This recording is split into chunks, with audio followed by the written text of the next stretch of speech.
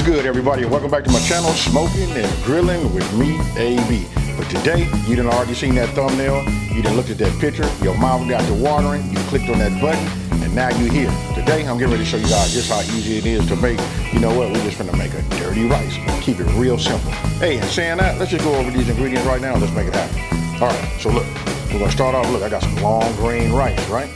This is what you're gonna need that. And this right here, this is my Creole seasoning.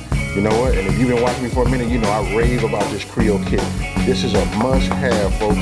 I use it in everything. Now, you can use Creole, Cajun, or whatever, but this right here is my weapon of choice today. All right? We got garlic cloves, bay leaves, and then let's talk about this sausage right here. You see right here, it says Italian sausage, right? Mild. It's up to you what you guys, what you guys want to use. For me, this is what I'm using today. Or you can take an andouille sausage, you can cut them out, and like peel them, you get all of the sausage out of the casing, and then go ahead and fry it from there. Now, here we go. Now we talking about dirty rice, so we talking Creole / Cajun, right? So you know what? I'm gonna go ahead and just put this right here and let you guys tell me what you think about that right there. This is a must-have when you're doing, if you ask me, if you're doing anything Cajun and Creole. Now, you see celery, green, red bell pepper, and then we're gonna use that yellow onion because we want something sweet, right? Always got my salt and pepper. I use kosher salt. I like to, grind my pepper. I got parsley here for some garnish, and then I got my infused olive oil right here. This right here is just garlic infused. I'll be using that today. Now, over here, look, we got chicken broth. You're gonna need some of this. I'm gonna show you how to put all this together. Hey, look, it's enough talking. Oh, and before I forget, because I love to say, yeah, W sauce. This is it right here. Let's make it happen.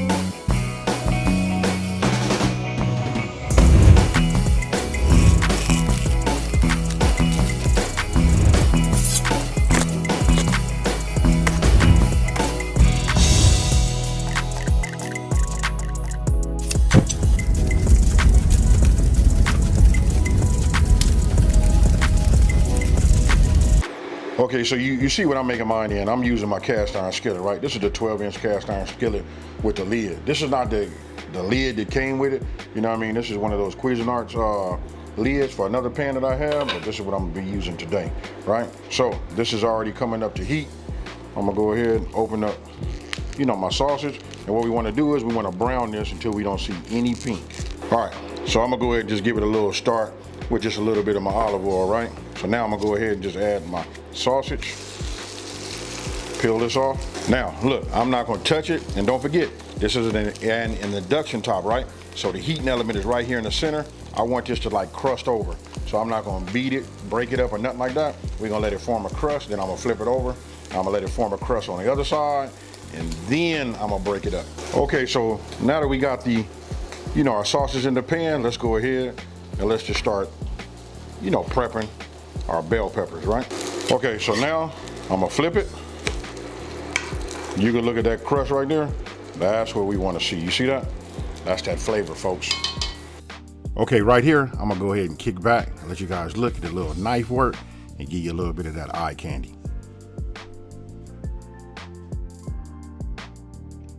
Okay, so we got crust on the bottom side. Now what we'll do is we'll just go ahead and break it all up.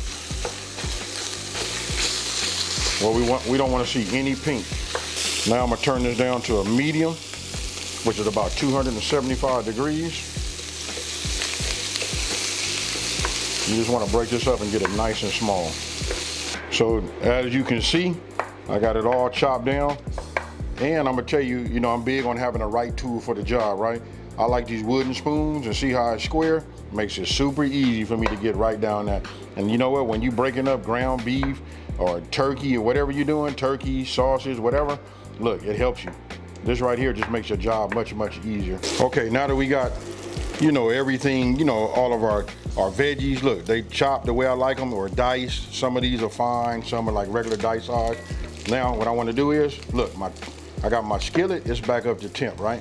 I just want to show you this right here. When your skillet is seasoned right, you don't get none of that stickage, right? But if you use ground beef, maybe that had stuck down on the bottom. So what you want to do is you want to take your W sauce, right? You're going to add this, right? And we're going to use this to deglaze it. But for me, I don't have that issue. So I'm gonna go ahead and turn this down to like a medium heat. You know, look, and you see, I had nothing stick on the bottom. But anything that stick on the bottom right there, that's your flavor. You just wanna make sure you get it all. Also, I wanna cover this. If you went ahead and used ground beef, you might, it depends on the percentage of fat, you might have a lot of fat in here. What you wanna do is drain some of that fat and leave yourself about 3 tablespoons of fat in the bottom, right?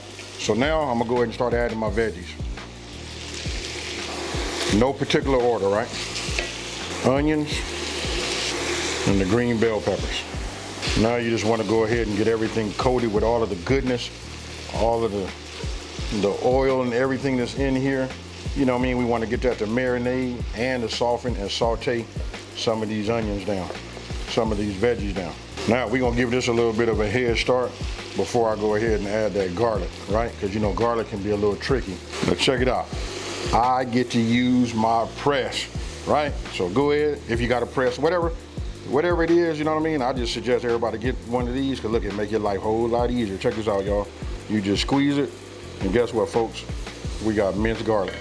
Now, we got it. We're just gonna go ahead and give it a good stir, right?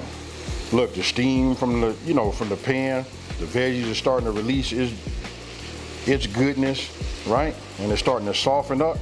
What we want to do is, and again, look, I don't know if I said it already, but I'm under a medium heat. You know what I mean? I might turn it up a little bit. Remember, medium, 275 degrees.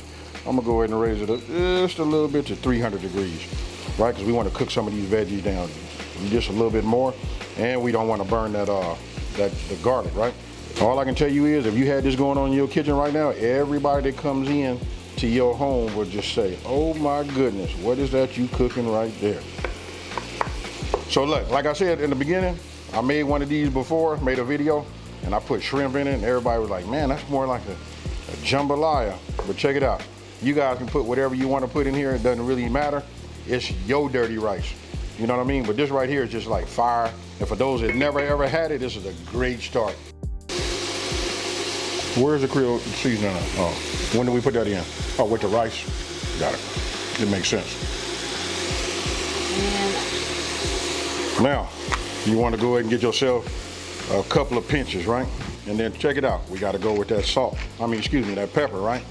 Now for me, you guys know, you've been following this channel, you know I like to use a lot of pepper. Now, look, my veggies are starting to soften up. I can touch them and feel them the way they feel, you know, with using my wooden spoon. And you know what? Even if you don't do that, you can look at them. See how it loses some of the red and the green is starting to, you know, fade away. And the onion, look, everything, when they start to soften up, they start becoming translucent and they lose a lot of that color. This right here tells me it's right.